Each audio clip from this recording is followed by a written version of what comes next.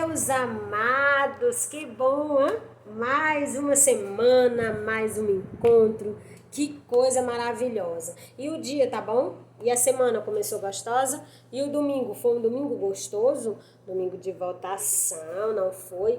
Os papais, os titios, os vovôs foram todos votar, não é? E quando é que você vai votar? Quando você estiver na idade de votar.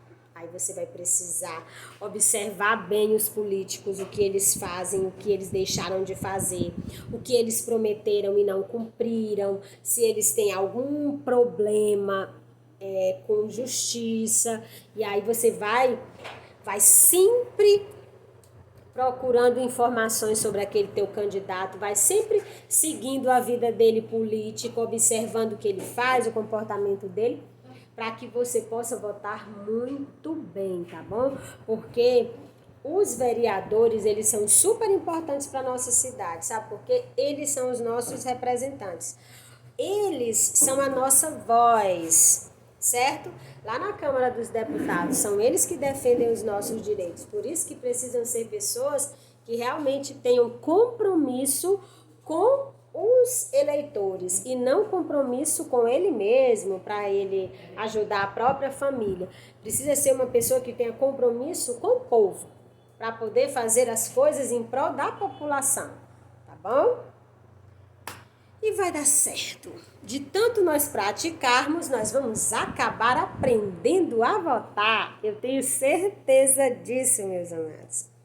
Queridos, lá na página 98, nós vamos fazer, algumas descobertas. Que descobertas serão essas, hein? Vamos ver que descobertas são essas que nós vamos fazer? Bem, como vocês viram, vamos fazer uma recapitulação. Vocês viram, não é? Jesus ensinou que era melhor fazer a casa na areia do que na rocha. Foi isso que ele disse? Ele disse que era melhor fazer a casa na rocha, que era mais seguro fazer a casa na rocha? Ou ele disse que era mais seguro fazer a casa na areia? Ele explicou, não foi, meus amados, que era muito melhor fazer a casa na rocha. E por que era melhor na rocha? Ele explica, não é? Vem as tempestades, os ventos fortes, o vento bate na casa, a chuva forte vem raio, vem chuva com vento, ventanias, e a casa não cai, meus amores, porque a base, ou seja, o local onde a casa foi construída, é uma rocha, e uma rocha suporta a ação do tempo sem destruir tudo que foi construído em cima dela. Vem o vento, passa na rocha, vem a chuva, passa na rocha, e ela permanece rocha ali, firme e forte, certo? Agora a areia. Areia é complicado. Na areia não sustenta. Olha só, quer que eu prove? Vai para Parnaíba, vai para a Lagoa do Portinho, vai.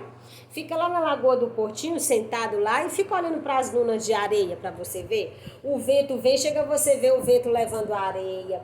E é por isso que quando você está hoje na Lagoa do Portinho, a duna está bem aqui do teu lado direito. No outro dia, ela está lá mais atrás. Então, ela está na frente, então ela está no lado esquerdo, porque ela vai indo de acordo com o vento, ao sabor do vento.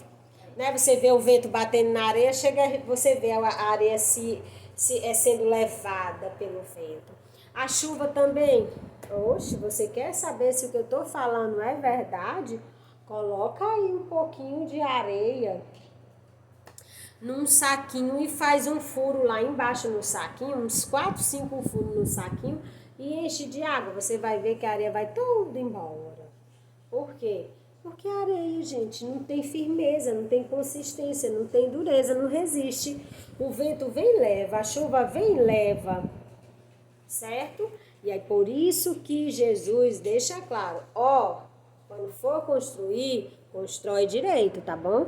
Constrói a casa sobre a rocha. É a mesma coisa que ele está dizendo para nós. Olha, a tua vida, tu pega a tua vida e constrói a tua vida com base na palavra de Deus. E aí ele ainda diz mais, não adianta saber conhecer a Bíblia do Gênesis ao Apocalipse, não. Porque se você não colocar ele em prática, não serve para nada.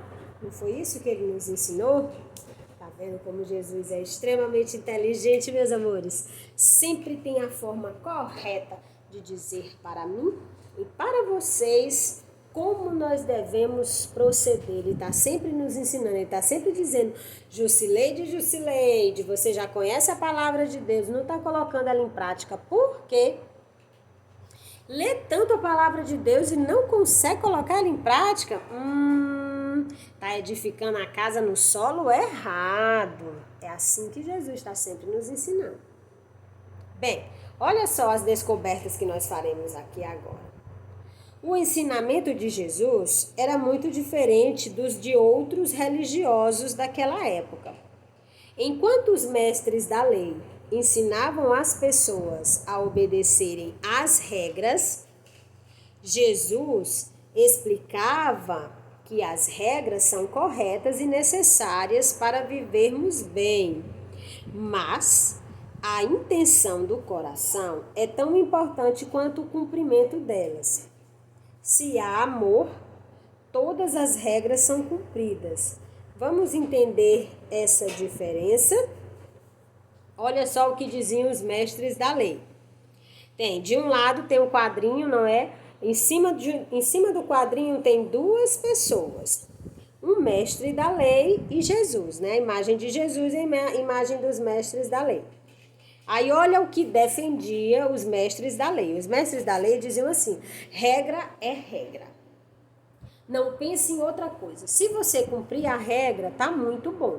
Por exemplo, para que vocês entendam, uma regra na escola é você ficar na fila para comprar o seu lanche. Isso é uma regra, você precisa respeitar a fila, certo? Você precisa estar lá na fila para você receber o seu lanche. Agora, se você chegar lá e de repente você empurrar seu amigo, tirar ele do lugar e ficar lá no lugar dele, você não está cumprindo, você não está lá. Regra não é regra, você não precisa estar na fila, então você pode estar na fila. Você pode ter deixado um amiguinho lá na sala, um amiguinho com dor de cabeça, passando mal. Ele pediu para você ficar ali só segurando a mãozinha dele. Mas como a regra é na hora que bate o intervalo, você tem que ir para a fila, que o seu amigo lá fique doente, ele que espere. Quando terminar o lanche, você volta e segura na mãozinha dele, não é? Porque você não tem que cumprir a regra. Aí Jesus sempre ensinou que não era para se desprezar a regra. Mas a regra precisava andar junto com a intenção do nosso coração. Ah, professora, então como é que eu aplico no caso do amiguinho que ficou lá na sala de aula e que eu tinha que lanchar? Você fica com ele, pede para que um outro amigo compre o teu lanche, ainda compre o lanchinho do amigo e você pode ficar lá. Ou então você nem lancha naquele momento, depois você explica para a professora e eu tenho certeza que a professora ia deixar você descer para lanchar. Assim, você continuava sim respeitando as regras, mas tendo cuidado e carinho com o seu amigo, certo? Vocês entenderam? Não é para quando a professora chegar, você descer e dizer, ah, professora, eu vou descer porque eu fiquei aqui segurando a mão do meu amigo que ele estava com medo de morrer.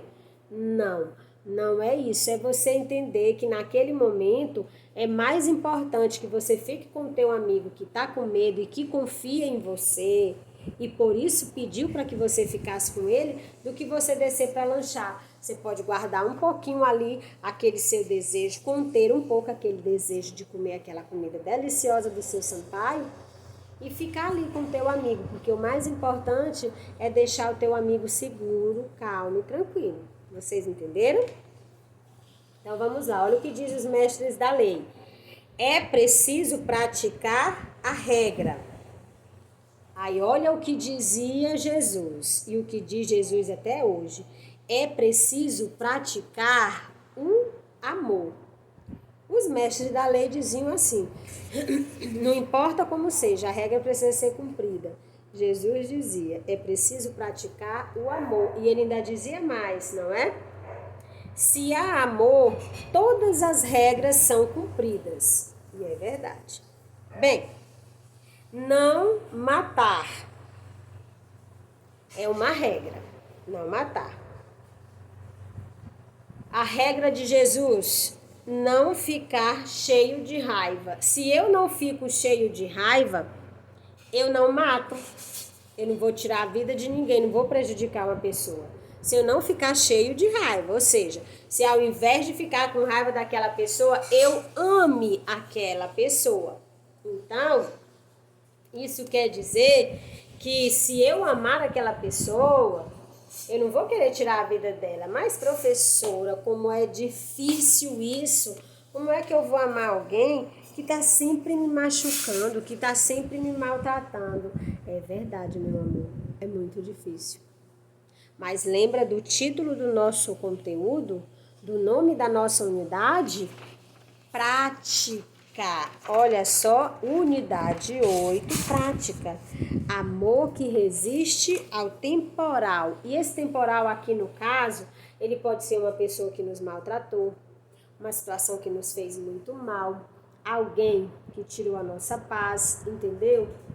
E esse amor precisa resistir a esse temporal, que é o temporal de ser passado a perna, o temporal da mentira, o temporal da falsidade, certo? O meu amor precisa resistir a tudo isso e eu preciso continuar amando essa pessoa que me traiu, que fez acusações falsas contra mim, que me passou a perna, que me enganou, que mentiu para mim.